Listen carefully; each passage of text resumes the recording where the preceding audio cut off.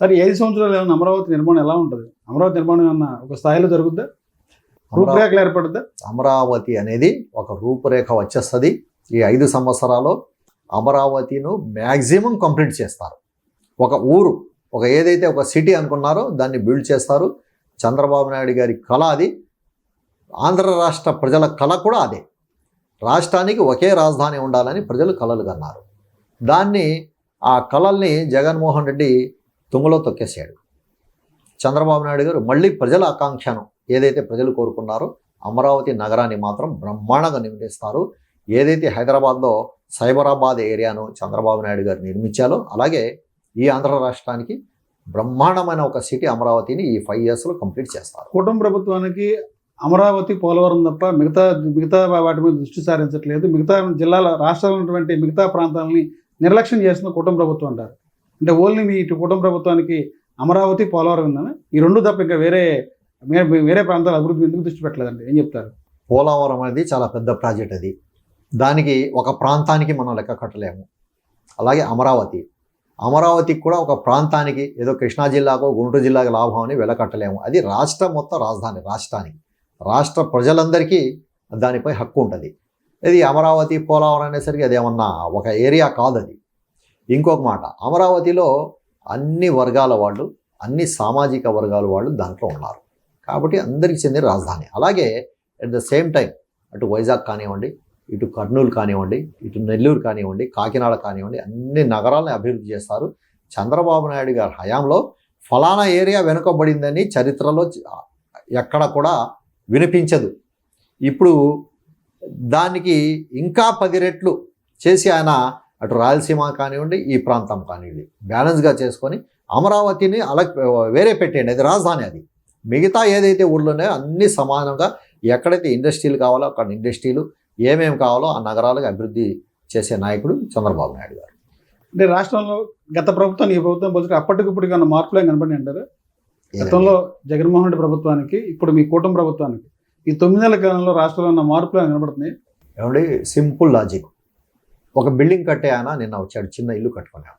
ఆయన చెప్పాడు సిమెంట్ బస్తాకి 80 రూపాయలు 100 రూపాయలు తగ్గిపోయిందంట. సిమెంట్ బస్తాకి కూటమి ప్రభుత్వం వచ్చిన తర్వాత నిన్నే ఇక్కడే వచ్చి చెప్పాడు ఆయన. పక్కనే పని స్టార్ట్ చేసేటప్పుడు చెప్పాడు ఆయన. అదే జగన్మోహన్ రెడ్డి ఉన్నప్పుడు 100 రూపాయలు పెంచాడు ప్రభుత్వం. ఎందుకు? అతని సిమెంట్ ఫ్యాక్టరీ కోసం. అలాగే ట్రాక్టర్ ఇసుక 3000, 4000 కొన్నారు జగన్మోహన్ రెడ్డి. ఇప్పుడు 1500, 2000 లోపు వచ్చింది. అంటే ఇది అభివృద్ధి కాదా? ఎప్పుడైతే పేద ప్రజలకు ఉపయోగపడతామో అదే అభివృద్ధి.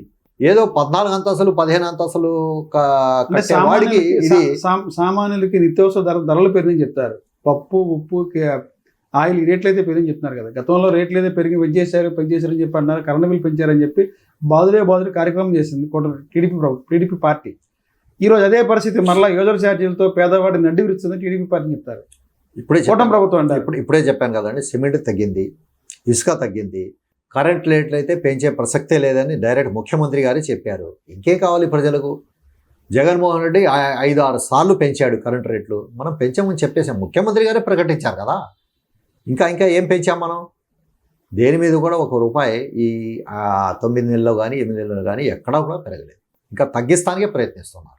సార్, ఇప్పుడు టీడీపీ పార్టీలు చూసుకుంటే గతంలో చాలామంది పార్టీకి కష్టపడిన వాళ్ళకి యువకాలంలో కూడా పాదయాత్రలు కూడా చెప్పారు నారా లోకేష్ గారు. పార్టీ కోసం ఎవరైతే కష్టపడతారో వారిని అధికారం చేపట్టిన తర్వాత, అధికారంలోకి వచ్చిన తర్వాత ప్రతి ఒక్కరికి గుర్తిస్తాము, వారి కష్టానికి తగ్గ ప్రతిఫలం ఉంటుందని చెప్పన్నారు.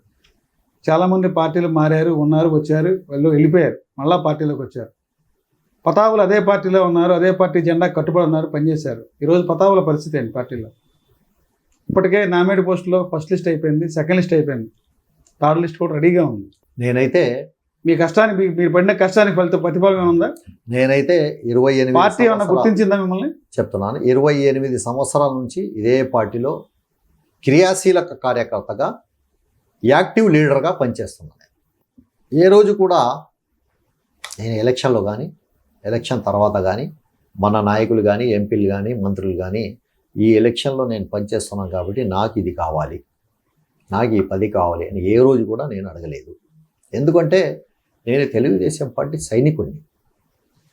దేశ సైనికులు దేశం కోసం పనిచేస్తారో అలాగే రాజకీయాల్లో నేను ఒక సైనికుడిలాగా ఇటు సమాజానికి ఇటు పార్టీకు నేను పనిచేస్తాను. నాకైతే చంద్రబాబు నాయుడు గారు నా ప్రియతమ నాయకుడు ఆయన. అలాగే యువ నాయకుడు లోకేష్ గారి విజన్ ఏదైతే ఉందో అది భావి తరాలకి వచ్చే భవిష్యత్ పిల్లలకి ఉపయోగపడే విజన్ అయింది. కాబట్టి నేనైతే నాకు ఫలానా పదవి కావాలి, ఫలానా కావాలి ఏదైతే ఏ రోజు కోరలేదు. కష్టపడిన వాళ్ళకి పార్టీ గుర్తింపిస్తా అని చెప్పి పదే లోకేష్ గారు ఈ రోజు కూడా చంద్రబాబు గారు కూడా చెప్పారు. ఈ రోజు కూడా అధికారం చేపట్టిన తర్వాత కష్టపడిన ప్రతి ఒక్క వ్యక్తికి గుర్తింపు ఉంటుందని చెప్పి అన్నారు. ఈ రోజు ఇప్పటికే కూటమి ప్రభుత్వ అధికారికి వచ్చి 9 నెలల కాలం అవుతుంది. అదే చెప్తా, ఈ రోజు కూడా నేను ఏ పదవి అడగలేదు. కానీ నారా లోకేష్ గారు చంద్రబాబు నాయుడు గారు ఏదైతే ప్రకటించారో మీరు చెప్పినట్టు కష్టపడిన కార్యకర్త గుర్తింపు ఉంటుందని 100% గుర్తింపు ఉంటుంది. ఆ గుర్తింపు ఈ రోజా రేపా ఎల్లుండే అనేది పార్టీ నిర్ణయిస్తుంది. ఎందుకంటే అనేక సామాజిక సమీకరణాలు, ప్రాంతీయ సమీకరణాలు ఇవన్నీ బేరీ చేసుకొని వాళ్ళు పదవులు ఇవ్వాలి. కాబట్టి నాలాంటి వాళ్ళకి ఇవాళ కాకపోతే రేపు ఎల్లుండి, సరే ఎల్లుండి కూడా నాకు పదవి రాకపోయినా నాకు పార్టీ కావాలి, నాకు ఈ రాష్ట్ర అభివృద్ధి కావాలి, నా సమాజ అభివృద్ధి నాకు కావాలి. కాబట్టి నేను పార్టీకి పనిచేస్తాను. ప్రతి వ్యక్తికి రాజకీయాల్లో ఒక లక్ష్యం అనేది ఉంటుంది. పతావుల లక్ష్యం ఏంటి? లక్ష్యం ఏంటి? నా లక్ష్యం సేవా సర్వీస్.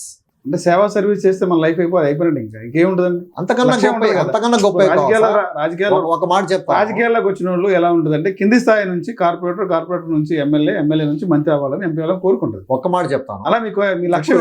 నేను పశ్చిమ నియోజకవర్గంలో ఉన్నాను. అవును. ఇక్కడ వెల్లంపల్లి గారు ఎమ్మెల్యేగా చేశాడు, మంత్రిగా చేశాడు. ఆయనకి ఈరోజు ఏమంటున్నారు జనం? మేము ఇంత కష్టపడి గెలిపించాం, మమ్మల్ని మోసం చేశాడు, మమ్మల్ని ముంచేశాడు, ఆయన రోజుకు పార్టీ మారతాడనే చర్చ జనంలో ఉందా లేదా? నా పేరు తీసుకోండి, పశ్చిమ నియోజకవర్గం ఫతావుల్లా పేరు. ఫతావుల్లా అంటే ఒక సామాజిక సేవాపరుడు, సేవ చేస్తాడు, సర్వీస్ చేస్తాడు, ఇటువంటి వాడు కావాలి అని ప్రజలు నాకు పశ్చిమ నియోజకవర్గం మొత్తం బ్రహ్మరథం పడుతున్నారు. ఈరోజు ఇదే ప్రజలు ఏదైతే ఇస్తారో బిరుదు అదే నెంబర్ 1. అది అంటే మీకు శాశ్వతం. మీకు ఆ బ్రహ్మరథం పెట్టినప్పుడు పార్టీ ఎందుకు మేము గుర్తించి సీట్ అవ్వలేదు? 24 ఎన్నికల్లో మీకు ఎందుకు పార్టీ మరి గుర్తించి మీకు సీట్ అవ్వలేదు? ఇక్కడ 2 పాయింట్లు ఉన్నాయి. మీరు ఇంత సర్వీస్ చేశారు, పార్టీకి ఇంత సర్వీస్ చేశారు, ఏరియాలో అంత పేరుంది మీకు, ఇక్కడ ప్రజల్లో పేరుంది, సామాజికంగా కానీ సర్వీస్ యాక్టివ్లో కానీ. ఇక్కడ పశ్చిమ నియోజకవర్గం అంటే ప్రభుత్వం మిమ్మల్ని ఎందుకు గుర్తించలేదు చెప్తున్నది. అంటే గుర్తించలేదంటే ఇప్పుడు నాకు పదవి లేదంటే గుర్తించలేదని కాదు అర్థం. అంటే కష్టపడే వాళ్ళకి ఇందాక చెప్పాను, కష్టపడే వాళ్ళకి పార్టీల్లో ఆ సమయం వచ్చినప్పుడు అభ్యర్థులకు ప్రకటిస్తారు. ఇక్కడ చూడండి, గౌరవం అది. ప్రాంతీయ సమీకరణలు, సామాజిక సమీకరణలు ఇవన్నీ ఉంటాయి. పశ్చిమ నియోజకవర్గానికి వచ్చేసరికి ఇక్కడ మన కూటమిగా ఏర్పడి పోటీ చేశాం. దీంట్లో అనేక మంది త్యాగాలు చేశారు, అనేక మంది సాక్రిఫైస్ చేశారు. సీట్లు ఉన్నవాళ్ళు వదులుకున్నారు, సీటుకు ఏదైతే ఆశలు పెట్టుకున్నారో వాళ్ళు కూడా వదులుకున్నారు. అందులో మనం కూడా ఉన్నాం. ఎలాగంటే ఈ నియోజకవర్గం ఈ కూటమిలో మనం బీజేపీ జనసేనకు అధిష్టానం మాట్లాడుకొని జనసేన కేటాయించింది. తర్వాత మళ్ళీ బీజేపీ టీడీపీ అధిష్టానం మాట్లాడుకొని ఈ సీటు బీజేపీ పోటీ చేయాలని నిర్ణయించింది. కాబట్టి నాకే కాదు, ఇక్కడ ఆశావాహులు 4-5 ఉన్నారు, వాళ్ళకు కూడా లేకుండా పోయింది కదా. ఇప్పుడు పదవి ఇస్తేనే గుర్తించినట్టు కాదు. నేనైతే పదవి కోసం పనిచేయట్లేదు, ఈ రాష్ట్రం కోసం, ఈ సమాజం కోసం ఈ నాయకత్వం ఉండాలి. చంద్రబాబు నాయుడు గారి నాయకత్వం అయితే డెవలప్మెంట్ అనేది నేను ప్రగాఢంగా నమ్మేవాడు నేను. కాబట్టి నాకు పదవితో పనే ఉండదు. నాకు ప్రాణం ఉన్నంత వరకు దేవుడు నాకు ఎంత శక్తి ఇచ్చాడో ఆ శక్తిని ప్రజాసేవ కోసం వినియోగిస్తాను, ప్రజల కోసం నేను పాటుపడతాను. ఇదే నా ఎయిమ్, ఇదే నా అంతిమ ఏదైతే నిర్ణయం అనుకున్నారో ఏమన్నా ఏదైనా ఇదేనా.